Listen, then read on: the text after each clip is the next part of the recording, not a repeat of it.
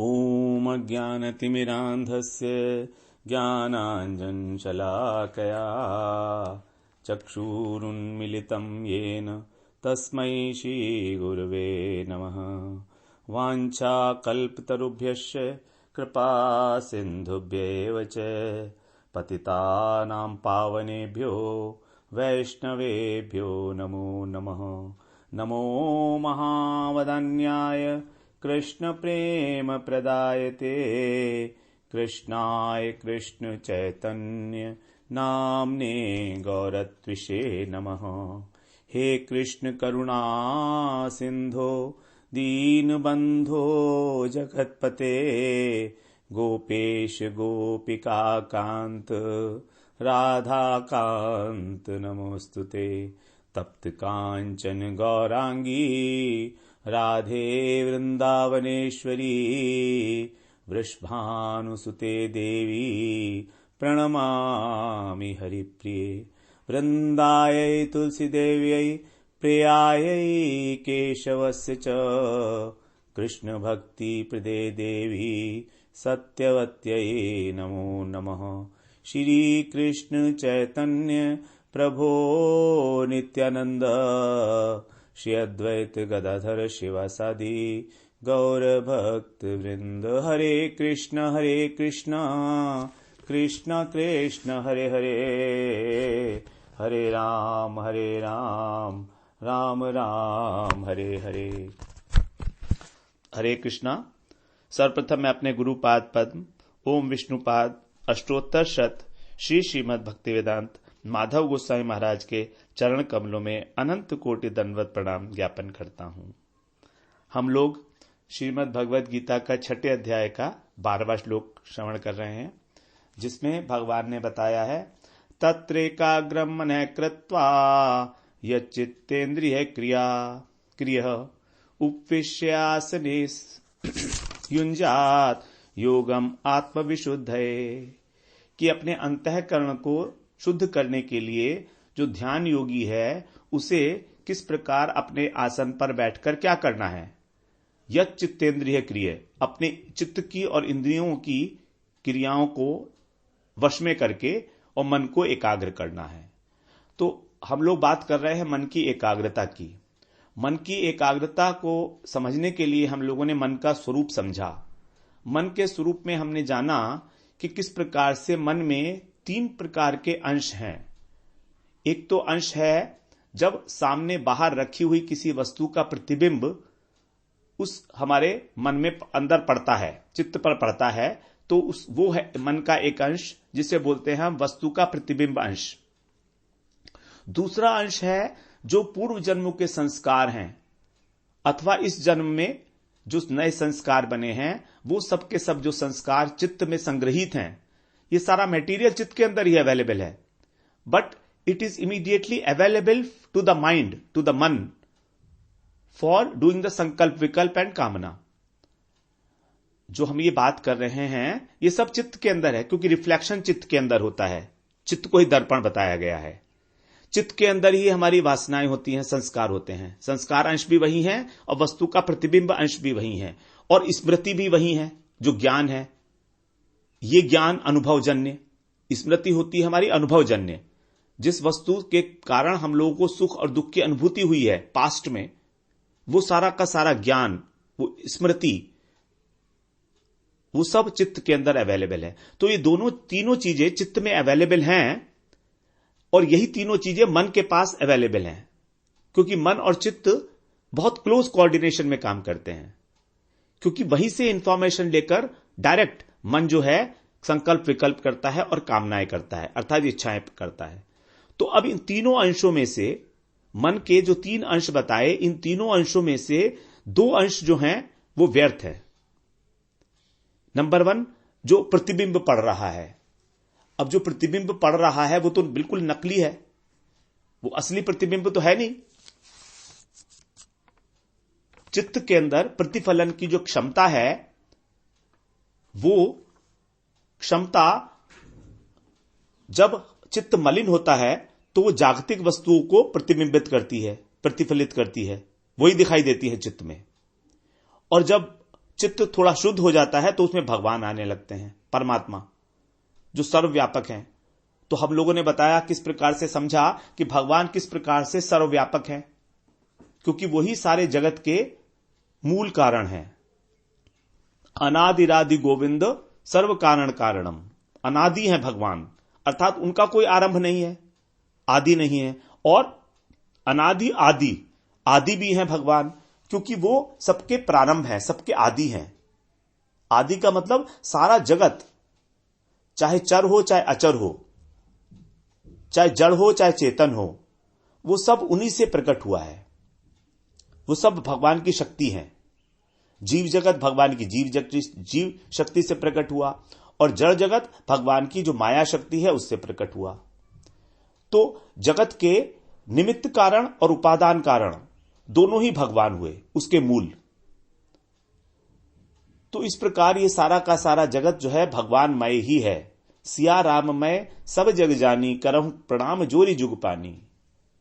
तुलसीदास जी ने बोला ना, सिया राममय सब जग जानी, सारा जगत राममय है, सिया राममय है।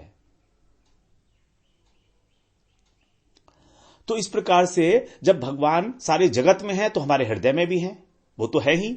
अब जब हृदय में भी हैं वो, तो हमारे चित्त में जब शुद्ध हो जाता है तो उन्हीं का प्रतिफलन होगा, और वो प्रतिफलन इतना अधिक मात्रा में होगा कि वो चित्त को पूरा भर देगा। जितना जितना शुद्ध होगा चित्त, उतना उतना। और चित्त के शुद्ध होने पर केवल भगवान ही वहां रह जाएंगे, जागतिक वस्तु उसमें प्रतिफलित ही नहीं होंगी। अब जब जागतिक वस्तु उसमें प्रतिफलित ही नहीं हो रही है, उसमें प्रवेश ही नहीं हो रहा है, तो उसके विषय में ना तो संकल्प उठेगा, ना विकल्प, और ना ही कामना। इसीलिए हम लोग ये मानकर अभी इस स्टेज में ये मानकर कि ये प्रतिफलन झूठा है, सच्चा नहीं है, मिथ्या है, इसका कारण है केवल हमारा अज्ञान, अविद्या। तो इसके प्रति हम लोग महत्व बुद्धि ना रखें। हमारे मन में जो संकल्प विकल्प उठ रहे हैं उस वस्तु को प्राप्त करने के, या उसकी रक्षा करने के, या उसका भोग करने के, उनका कोई महत्व नहीं है, उसको कोई महत्व ना दें। उसके अंदर से सुख बुद्धि को हटा लें कि ये मुझे सुख देने वाली है, क्योंकि वो सुख क्षणिक है, वो सुख दुख का कारण बनने वाला है। इसलिए उसके अंदर हमको कोई इंपॉर्टेंस देने की बात नहीं है। इस प्रकार से हम जो वस्तु का प्रतिबिंब अंश है उसको हम हटा सकते हैं अपने लॉजिक के द्वारा, विवेक को धारण करके। अब दूसरा हमने अंश बताया था संस्कार अंश, जो पुराने जन्मों का है। वो भी इसी कारण है कि हमारा चित्त पत्थर का हो चुका है। हमारा चित्त इस समय पत्थर रूप हो चुका है, हृदय हमारा पत्थर का बना हुआ है। हम लोग जितना जितना बहिर्मुख होते हैं उतना ही उतना हमारा हृदय पत्थर का बनता चला जाता है। आजकल के बच्चे जो छोटी छोटी उम्र में ही टेलीविजन पर इतनी डेंजरस वायलेंस पिक्चर्स देखते हैं कि वहां पर खून बह रहा है, उसने उसको मार दिया, तो जब देखते देखते देखते देखते उनका चित्त इतना कठोर हो जाएगा कि जब वो वास्तव में घटना देखेंगे तो भी उनके चित्त पे कोई फर्क नहीं पड़ेगा, एक बार भी उनकी करुणा नहीं उमड़ेगी। तो यही चित्त है ऐसा जिस पर पत्थर की लकीर, जो चित्त है ये तो पत्थर की तरीके से होने के कारण उस पे जो संस्कार बनते हैं, जो कुछ भी वस्तु हम ग्रहण करते हैं, जो कुछ भी हम कर्म करते हैं, उसका जो संस्कार बन रहा है। हम लोग 3 प्रकार से कार्य करते हैं, अपनी वाणी से, अपने मन से और अपने शरीर से। इन तीनों प्रकार के कर्मों का हमारे चित्त के ऊपर संस्कार बनता है, इंप्रेशंस बनती हैं। और वो इंप्रेशन अगर मान लीजिए चित्त पत्थर का है तो बनी रह जाएंगी, पक्की होंगी। अगर वो बालू का है तो साधु संग से नष्ट होने की संभावना है। और अगर चित्त बिल्कुल द्रव है, जल है, तो संस्कार बनते ही नहीं है। तो चित्त की द्रवमय अवस्था जो है उसको ही बोलते हैं भगवत प्रेम। अब जब चित्त के अंदर संस्कार, कर्म का संस्कार ही नहीं बनेगा तो फिर कर्म बंधन का प्रश्न ही नहीं उठता। कर्म के बंधन का प्रश्न तो तभी उठेगा ना जब संस्कार होगा। इसलिए जो वासना अंश है यह भी त्याज्य है, इसको भी कोई महत्व देने की आवश्यकता नहीं है। हमें यह समझ लेना है कि जो वासना उठ रही है पूर्व संस्कारों के कारण, ये केवल मेरे चित्त की अशुद्धि है। जैसे जैसे मुझको भगवान में प्रेम होगा वैसे वैसे ही ये हमारा चित्त विगलित अवस्था को प्राप्त होकर, प्रेममय अवस्था को प्राप्त होकर संस्कार शून्य हो जाएगा। इसलिए यह भी त्याज्य है।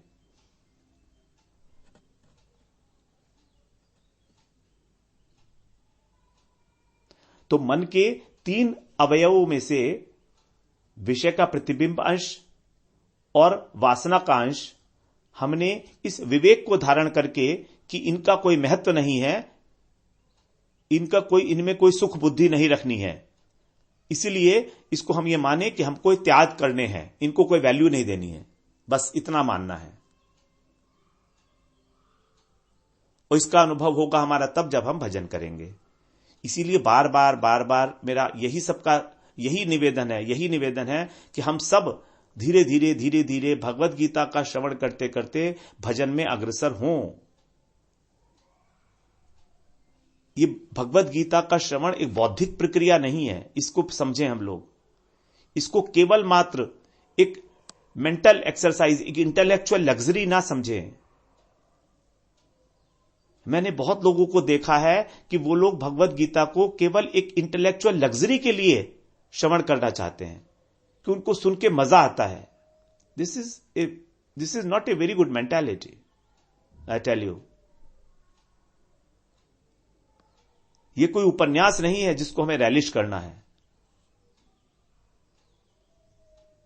ये एक ग्रंथ है, भगवत वाणी है। ये इसका एक आदर है, एक सम्मान है, एक गरिमा है।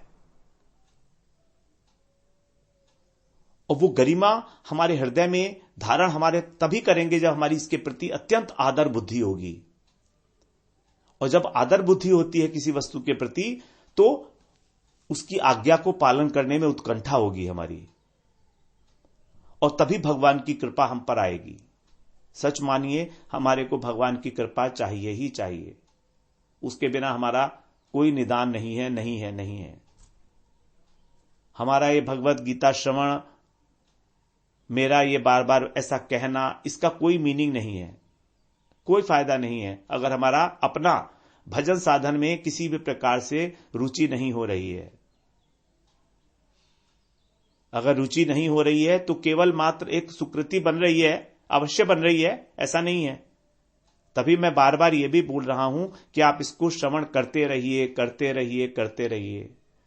हृदय की शुद्धि एक बहुत धीमी प्रक्रिया है, लेकिन हम इसको अगर तेज करना चाहें तो कर सकते हैं, वो भी हमारे हाथ में है। अगर हम उसको आचरण में लाना चाहें, साथ साथ श्रवण के हम अपना भजन भी करें, भजन के अंगों में जाएं, जो कि हम जाने वाले हैं अब 7वें अध्याय से। बहुत महत्वपूर्ण स्टेज के ऊपर है अब हम भगवत गीता की आज की तारीख में।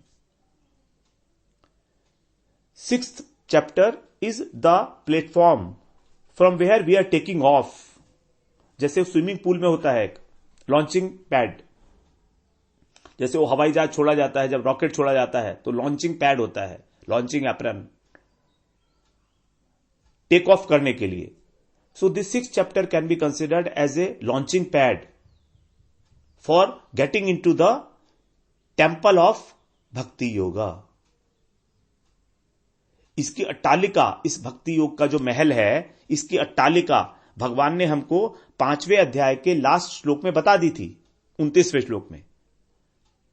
भोक्तारम यज्ञ तपसाम सर्वलोक महेश्वरम सुहृदम सर्वभूतानाम ज्ञात्वा माम शांतिम रिच्छति।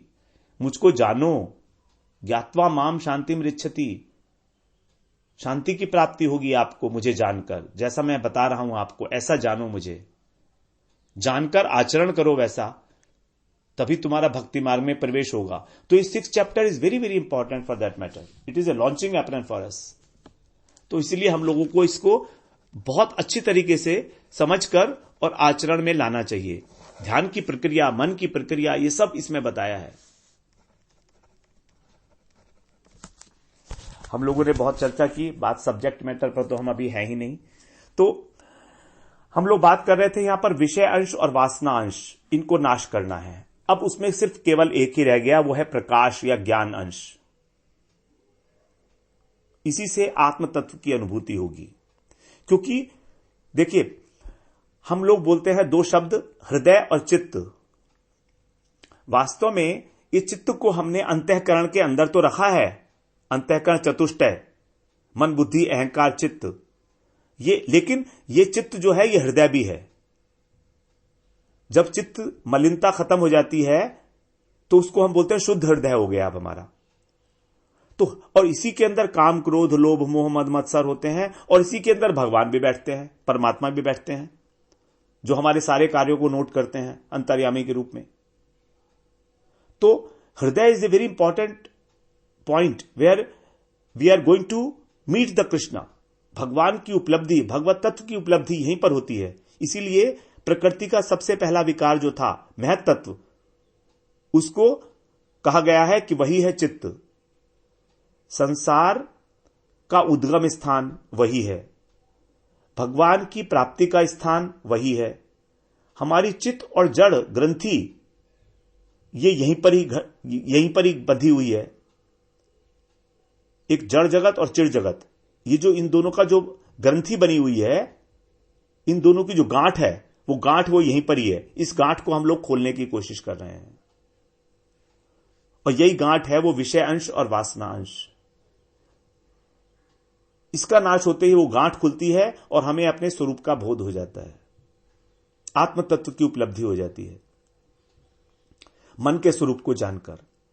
तो अब यह स्पष्ट हो गया कि मन में न तो बाहर का विषय प्रविष्ट होता है और न ही उसमें किसी प्रकार की वासना का अंश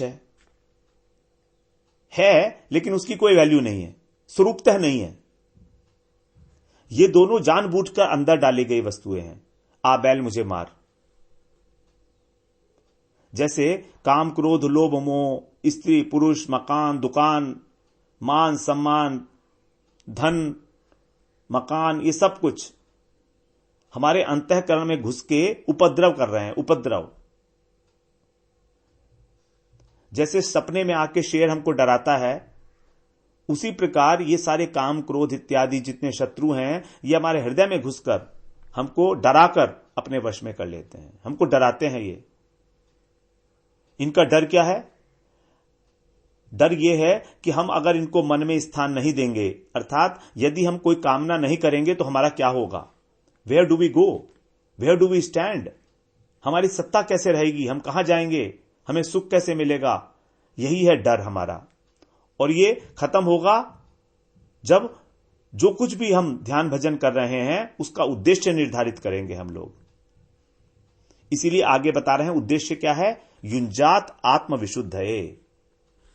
युंजात मतलब अभ्यास, ध्यान योग का अभ्यास करे अंतःकरण की शुद्धि के लिए, अर्थात न कि सांसारिक पदार्थों के लिए, भोग मान सम्मान के लिए। जो हमको ध्यान करना है उसका उद्देश्य किसी सांसारिक वस्तु की प्राप्ति नहीं है, और यदि है तो वो ध्यान ही नहीं है। तो ध्यान करना है कि अंतःकरण की, अगर मान लीजिए हमारे मन में कामना है संसार के पदार्थों की और अब ध्यान कर रहे हैं, तो ध्यान करने से उल्टा असर होगा, फिर वो हमारे हृदय की अशुद्धि को और अधिक बढ़ा देगा। This meditation is a very very dangerous thing, very very dangerous thing, I tell you. क्योंकि मन की एकाग्रता इसमें निष्पन्न होने के कारण अगर हमारे हृदय में अशुद्धि है, सांसारिक आसक्ति है, कामनाएं हैं, तो कामनाएं और अधिक अधिक मात्रा में बढ़ती चली जाएंगी। इसको हम साधारण रूप से नहीं ले सकते। इसीलिए कभी भी ध्यान करने का उद्देश्य हमारा यह नहीं होना चाहिए कि मैं इस व्यक्ति को मार दूं, इस तरह की गलत भावना, क्योंकि एक शक्ति है, एक शक्ति है ये, इस शक्ति से सिद्धियां प्राप्त हो जाती हैं बड़ी बड़ी। तो अगर हमको भोग मिल गए और सिद्धियां मिल गई ध्यान को करने से, तो हमारा पतन ही होगा, शुद्धि तो क्या होगी।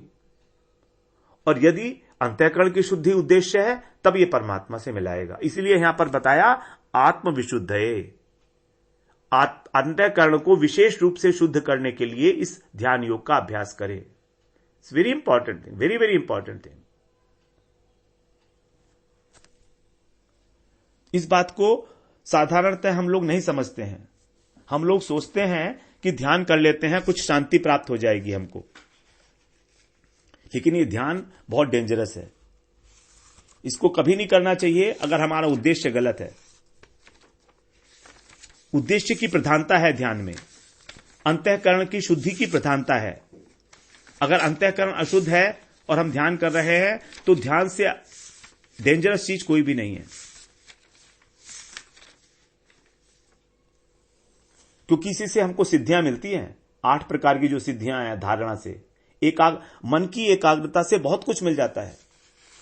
अणिमा, महिमा, गरिमा, लघिमा, प्राप्ति, प्रकाम्य, वशित्व और ईशित्व, ये 8 सिद्धियां हैं। अणिमा का मतलब है अणुरूप धारण करना, महिमा का मतलब है विराट रूप, लघिमा का मतलब है हवा के तरीके से रुई के समान शरीर को हल्का कर लेना, आकाश में उड़ना। गरिमा का मतलब पर्वत के समान भारी हो जाना।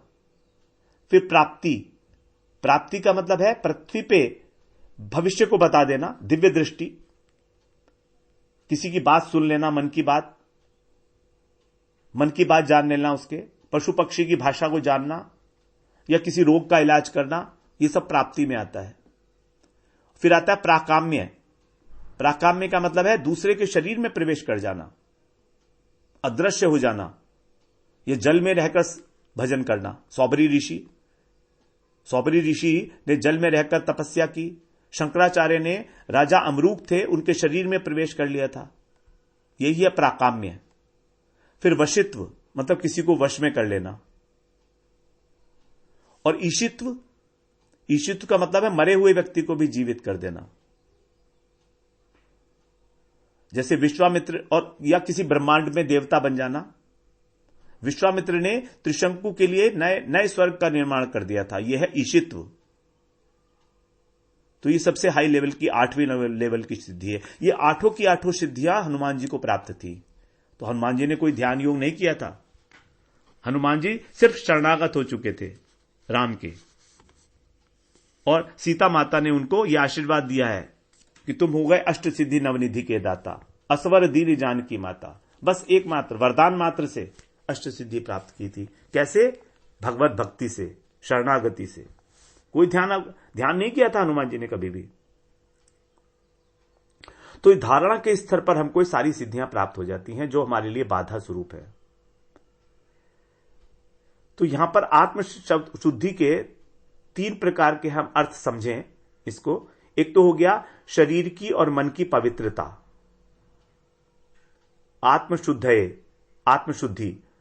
आत्मशुद्धि का अर्थ हो गया शरीर की और मन की पवित्रता। दूसरा अर्थ हो गया इसका, जो स्थूल शरीर और सूक्ष्म शरीर को हम अपना मान रहे हैं और भगवान से विमुख हो गए हैं। स्थूल शरीर को और सूक्ष्म शरीर को अपना मानना, इनको हम मैं और मेरा मानना ही हमारी विमुखता का कारण है भगवान से। अगर हम इसको उल्टा समझें तो भगवान से विमुखता के कारण ही हमारे अंदर भोग की इच्छा पैदा हुई, अथवा भोग की इच्छा होने के कारण हम भगवान से विमुख हो गए। अब जैसे ही भगवान से विमुख हुए तो माया ने हमारे को अपने आधिपत्य में ले लिया और हमको सूक्ष्म अभिमान और स्थूल अभिमान से ग्रसित कर दिया, बांध दिया, जेल में डाल दिया, 2 आवरण देके, स्थूल शरीर का और सूक्ष्म शरीर का, कि बस अब इसी में लगे रहो। तो आत्मशुद्धि का मतलब है इन दोनों से ऊपर उठ के और परमात्मा का अनुसंधान करना,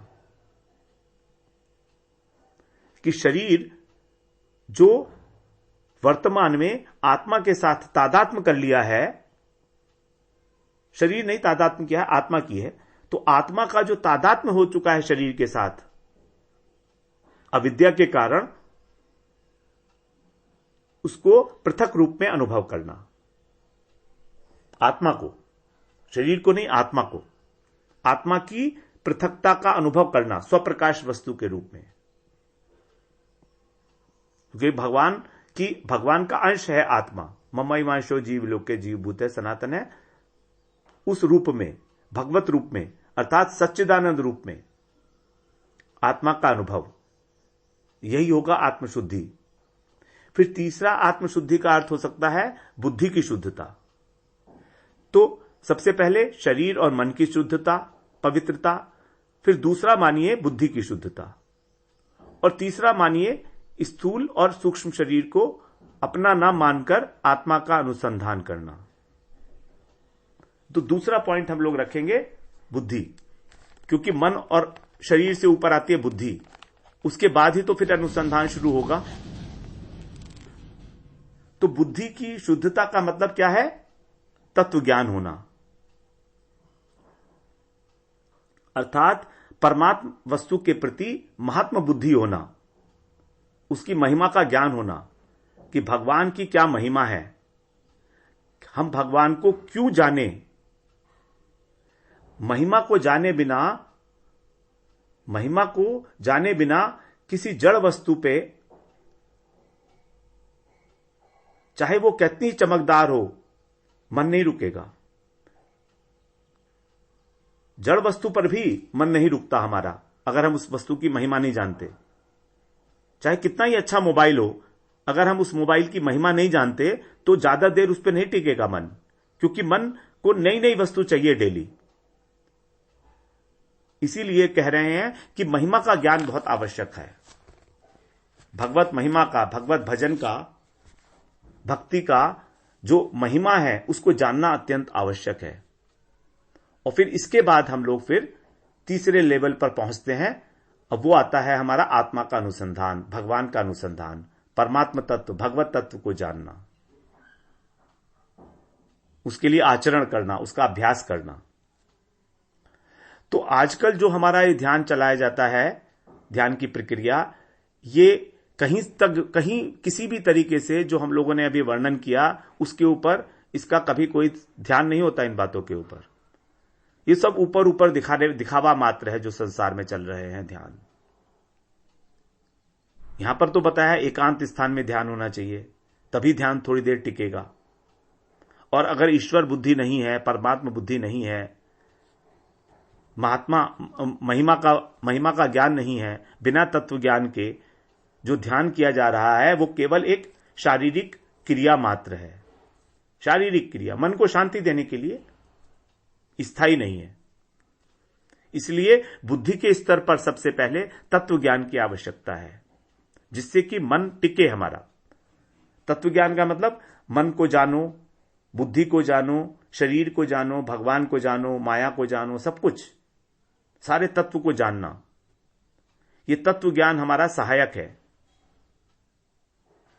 और तत्व ज्ञान ठहरता तभी है जब हमारा अंतःकरण कुछ मात्रा में शुद्ध होता चला जाए, वरना हम लोग सुन के भी इसको नहीं धारण कर पाएंगे। ऐसे बहुत से लोग हैं जो नहीं धारण कर पा रहे हैं। मैं भी नहीं धारण कर पा रहा था कुछ भी, मेरे को भी कुछ समझ में नहीं आता था जब आया था यहां। तो धीरे धीरे कुछ समझ में आना शुरू हुआ, जो मैं आपके साथ शेयर कर रहा हूं। तो इसी बात को हम लोग समझें कि हमारे को जो ध्यान का उद्देश्य है वो है हमारी आत्मा का अंतःकरण का शुद्धिकरण, ना कि किसी जागतिक वस्तु की प्राप्ति, ना ही किसी प्रकार का सिद्धि सुख। 8 प्रकार की सिद्धियां हैं, उनका कोई भी महत्व नहीं है, क्योंकि हनुमान जी ने उनको अनायास पा लिया था भक्ति से, केवल मात्र भगवान की शरणागति, दास्य भक्ति से अनायास। सीता जी ने उनको आशीर्वाद दिया और उनको अष्ट सिद्धि 9 निधि के दाता, असवर दीन जानकी माता, राम रसायन तुमरे पासा, सदा रहो रघुपति के दासा। ये प्रमाण है हमारे पास हनुमान जी का। तो इस प्रकार से हम लोगों ने आज 12वां श्लोक श्रवण किया। अब कल से हम 13वें श्लोक में प्रवेश करेंगे।